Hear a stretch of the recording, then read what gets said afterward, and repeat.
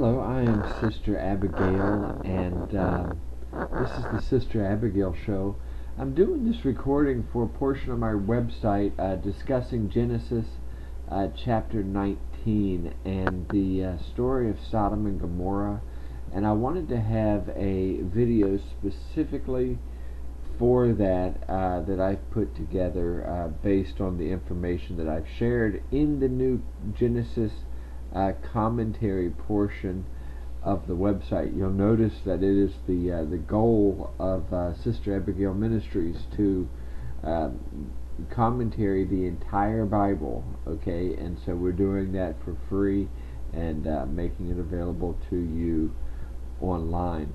Now, the story of Sodom and Gomorrah doesn't actually start in Genesis 19.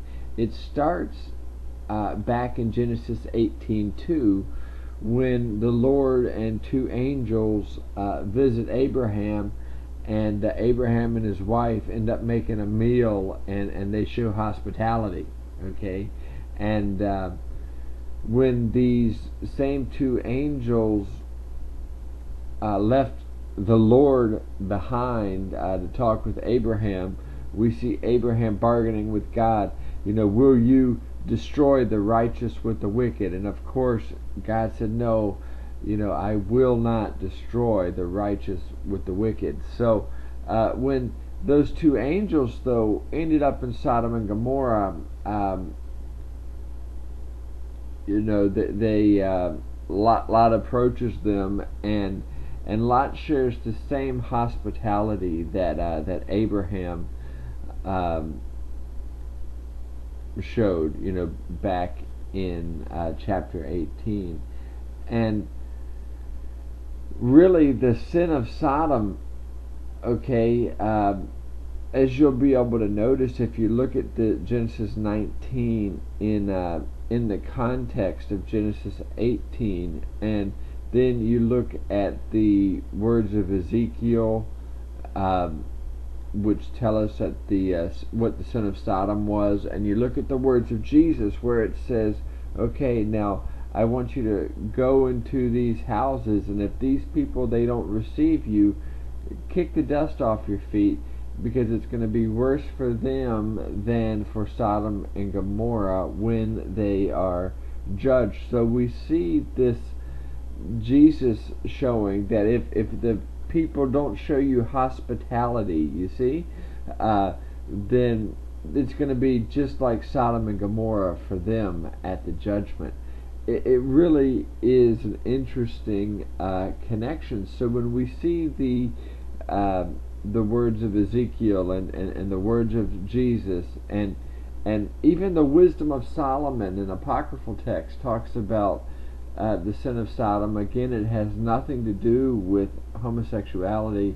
It has to do only with bitterness towards strangers, again, in hospitality. Now, since the sin of Sodom doesn't really have anything to do with homosexuality, we have to find a different understanding of how this text applies to us, okay? But let's just assume for a second, okay? Let's just assume for a second that when these men of Sodom wanted to know these angels, let's assume that has a sexual connotation, okay? It could. Wouldn't this be some form of homosexual rape or gang rape? It wouldn't really have anything to do with our modern day discussion about consensual same-sex erotica. It wouldn't have any words of condemnation as applied to today's debate on the topic of gay marriage. So basically the sin of Sodom, again, is the sin of inhospitality. But then this adds another dimension to the story. Who are the Sodomites? Okay? if Sodomites are not male homosexuals, oh well. Let me just say this. What about lesbians? Okay, we can't go to the sin of Sodom and Gomorrah, which would only have been male same-gender erotica, and then condemn lesbianism, which is not condemned until never in the Old Testament, and really it's not condemned in the New Testament. But there is that scripture in Romans that gets misunderstood as condemning lesbianism, in the New Testament. So, anyways, I just want to say that the Sodomites today would be those Christians, okay, who have policies of exclusion. Those Christians that are always condemning the GLBT community. Those Christians that are fighting against the rights of gays and lesbians and bisexual and transgender people like myself to get married. I could argue that it's these very churches, it's these very Christians, these very people that are actually becoming the Sodomites. The Sodomites, according to Genesis 19, are those who are not welcoming, those who are not affirming. The Sodomites are not the LGBT people that they victimize. You see, what's happened here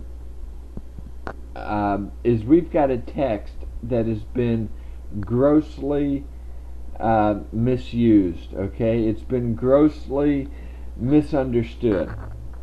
And so what people tend to do is they start with an idea, in this case a prejudice against homosexuals, and then they look for biblical justification, and instead of letting the Bible speak, okay? And so I welcome you to Sister Abigail Ministries, where you actually have the right to talk. You have the right to be yourself.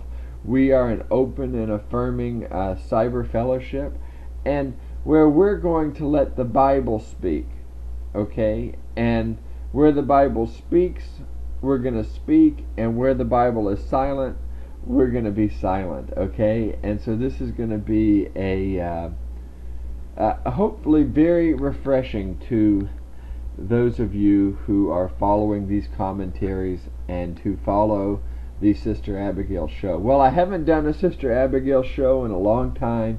I am now back online. Things are running smoothly, and so be expecting new and up-to-date programs